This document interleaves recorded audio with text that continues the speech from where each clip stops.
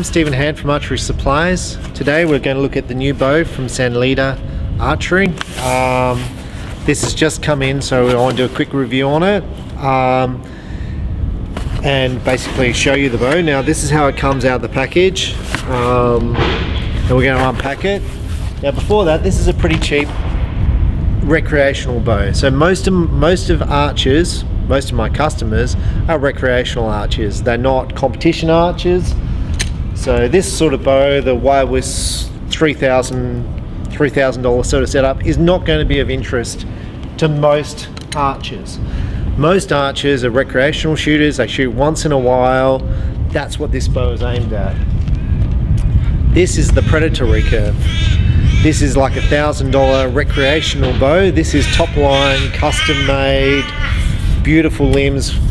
That's not what this bow is. This bow, the Sanlida Chhnce style, is a budget bow. It's made for someone starting off, and this is what it looks like coming out of the case.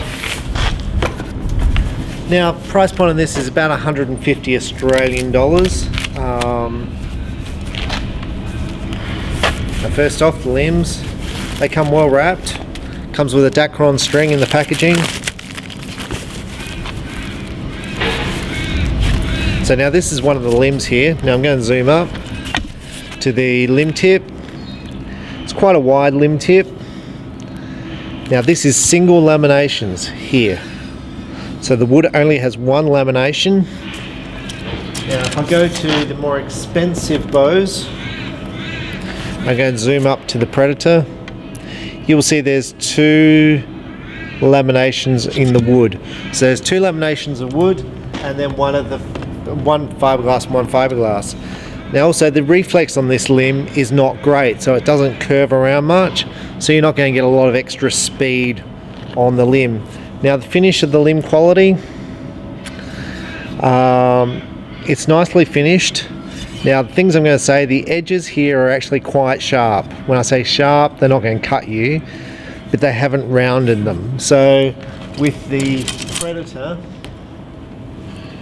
bow, these are a lot smoother on the edges of the limb tips here. Now why that's an issue is when you bump this limb against something, it's going to cause, because it's a square edge, when you bump it, it's going to cause the fiberglass to lift on the edge. Now it's not going to be an issue, but I know some of these limbs, when people bump them against stuff, I'm going to get little bits of fiberglass lifting off the edge here when they bump them. Now that's not a warranty. It's just they didn't round the edges. If you go to the expensive $1,000 limbs, these limbs are very, very rounded around the edges. So, but we're talking here the difference between a $150 bow and a cheaper bow. But the overall finish, it's shiny.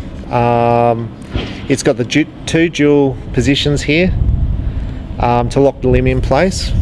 But overall, it's quite a pretty. The limb tip is quite nice. It's quite a pretty, well finished limb system. Now the riser. Now it comes with instructions which are in Chinese. Now it shows you there how to string this bow, which is around your legs. Now please don't do that, even though the instructions say to do it, because if you string it around your legs, you're going to twist the limbs. It's almost impossible not to do it.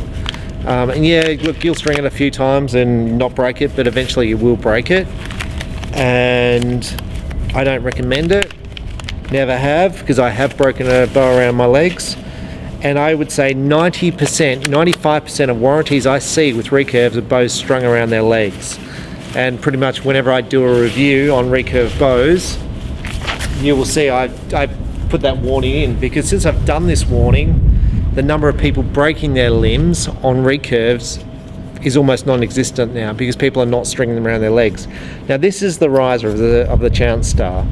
The shelf here is rounded, so it's suitable for shooting off the riser, but the shelf here, sorry, the sight window is square. So to shoot this off the shelf, you're going to have to pad this out here. Now it's fitted with a plunger button hole, so you can shoot either a stick-on arrow rest, you can shoot a plunger button, just a basic plastic one, or you can shoot something more exotic like a flipper rest with a plunger button or something that screws on the side here. Now the riser itself, it has a stabilizer hole, it has sight, so the ability to fit a sight in these two holes here. It's quite a basic, it's a very lightweight riser, it's got a plastic grip which is quite comfortable, and there's the two bolts, the locating bolt and this. These pockets are made out of steel. The finish on the metal is it's good. To me it looks like a spray finish.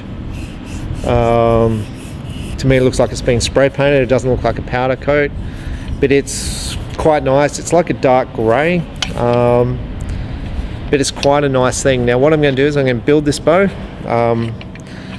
and we're going to shoot it and see sort of how it feels to shoot. Now the bow does not come with an arrow rest, it doesn't come with knocking points, and it doesn't come with a bow stringer. So I would suggest a bow stringer. Bow stringers cost around $10, and any bow stringer will work. So this is the limbs clipping in. It's literally that easy to clip in a limb. On the side of the limb it's got specifications. Now this is interesting. This says on the side there, it looks like 68, it's actually 58 40 pounds, and it's got the serial number, which basically tells the company when this bow was made and who it was sold to. So it clips in really easy, so it's simple. And then the limb bolt just screws in.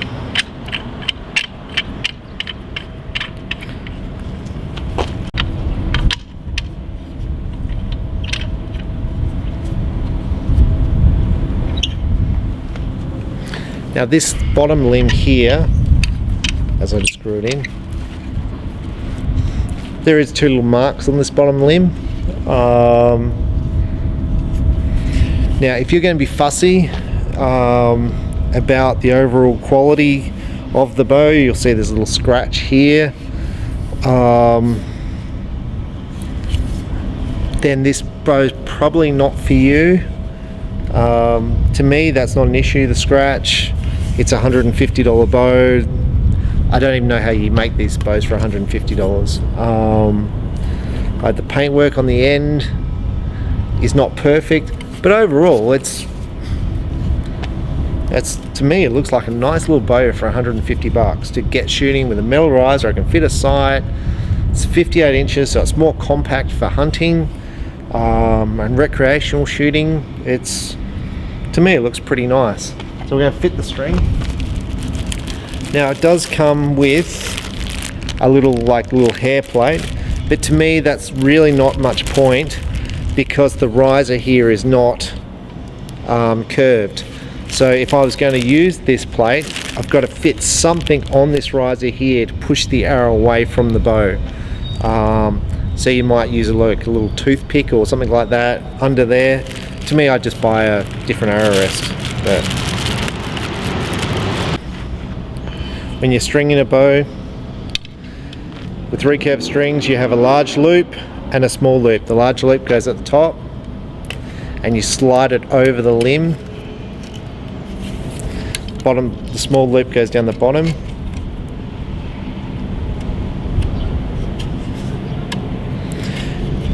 Now on this, some of the cheaper bows, they don't varnish their limb tips just to keep costs down a little bit.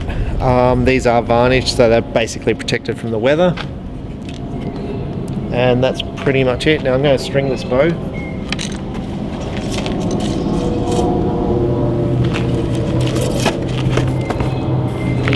Now this bow stringer I'm using, it's like a Saunders stringer. This is a Cartel Invertex stringer.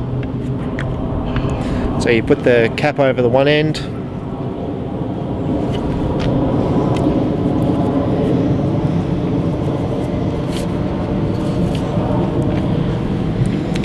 slides over the other, and you fit it like so. Then you stand on the you stand on the bowstringer. So I stand on the bowstringer. Push it.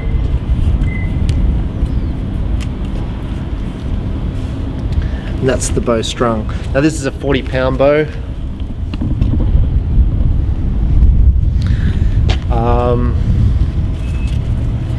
Now when you string the bow, always check the string from behind, not from the front, because if it's not on, it'll whack you in the face.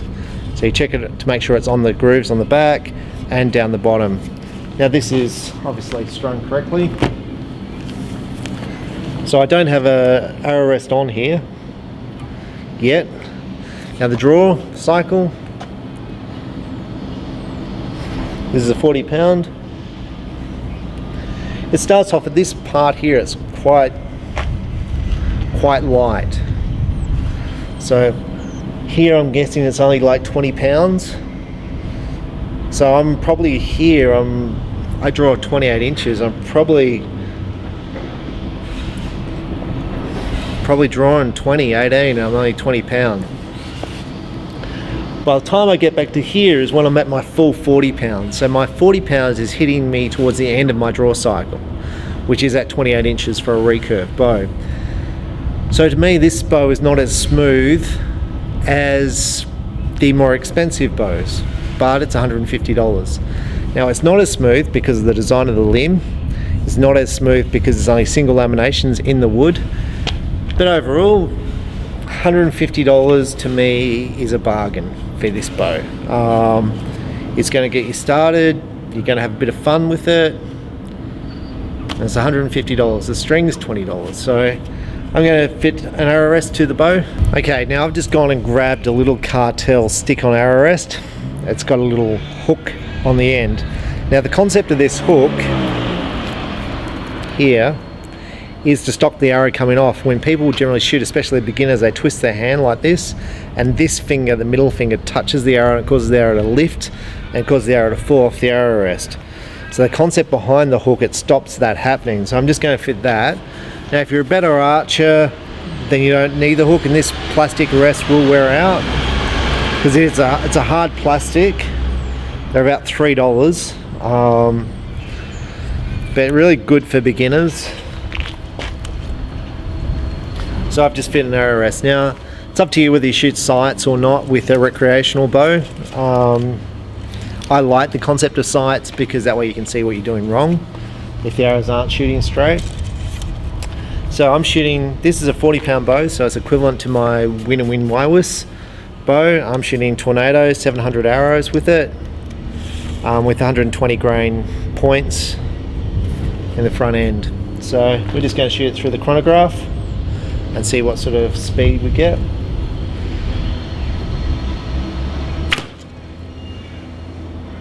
$177. Now that's pretty impressive. Now I've got a bit of string whack right down low, and I've got an arm guard here, but it doesn't hit up here, it's just in the follow through. It came through and just whacked me right near the wrist. Now that's to do with brace height, and people talk, you know, what's the brace height here and here. I look at the limbs here, and this looks about right to me. It's not coming around too much. If you increase the brace height, make this bigger, you'll get less wrist strap, wrist slap. Vic McKinney, so one of the best archers ever, he was talking to me about arrow tuning and brace height 2 days ago, and he said, depending on the arrows, he said the brace height, although you'll lose speed by increasing the brace height, some arrows actually shoot a little bit better if you increase the brace height on the bow. So a lot of it gets down to just experimentation. I don't bother with that because to me, I vary so much my shots. The difference in the bow.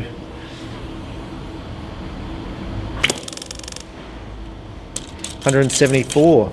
See, so this is a pretty quick little bow now. It's $150. 177 feet per second, 174 feet per second. 167. Now you'll get a different feet per second based on how far you draw the bow back, because once again, as I said, as I draw it, the poundage builds up in that last few inches. So if I draw this back half an inch further, I'm going to get a lot more speed. So 170. To me, it's quiet. It's probably not as smooth as some of the Recurves, but it's not bad. $150. Are you going to have a bit of fun with this? Fit a sight to it. It's a small sight window here, so you're going to have issues with the sight because at the close distance, this is going to get in the way. So, but this is a compact hunting bow, and you're generally going to shoot this instinctively. And if you are going to shoot it, you might be anchoring up high in the corner of your mouth. So 168. So that's the Sanlida Chhnce Sun bow.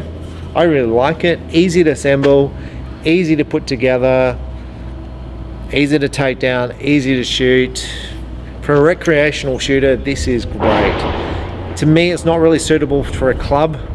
Like if you belong to a target club, yeah, you can go down and shoot this bear bow and it's fine, right? But there's going to be people down there shooting target bows, which are going to be easier to shoot, more expensive. For like an ABA, and when I say ABA, Australian Bow Hunting Association, so we shoot at animal style targets where your average distance is around 30 meters, or 3D archery where your average distance is around 30 meters. This would be fine. You're going to shoot fine with it. Get yourself some decent arrows, not the cheap $5 ones that I sell. I'm not saying I sell them, everyone sells them, but upgrade to some better quality arrows. Like these arrows I shoot, these are Win and Win. These are Tornadoes. They're about $200 a set. I came second in the state shooting target with these. Everyone else is shooting $600 arrows a dozen. And I was only a couple points off first. But get yourself some decent arrows. About $120 a dozen is where they kind of start to be decent. I would avoid the $70 ones unless you're just going to shoot this type of distance, 5 meters from the target, because arrows last, you tend not to break them. Get yourself a bowstring, get yourself a stick-on rest when you get this, get yourself a tab or a glove or a finger tab. You need an arm guard when you shoot this, so we're talking glove or finger tab, arm guard, bowstringer, stick-on arrow rest and some arrows, and you're going to have a great time shooting archery and shooting this bow. So Sanlida Chhnce Sun bow, great value for money, a nice little product. So I'm Stephen Hand from Archery Supplies. Enjoy your archery. Thank you.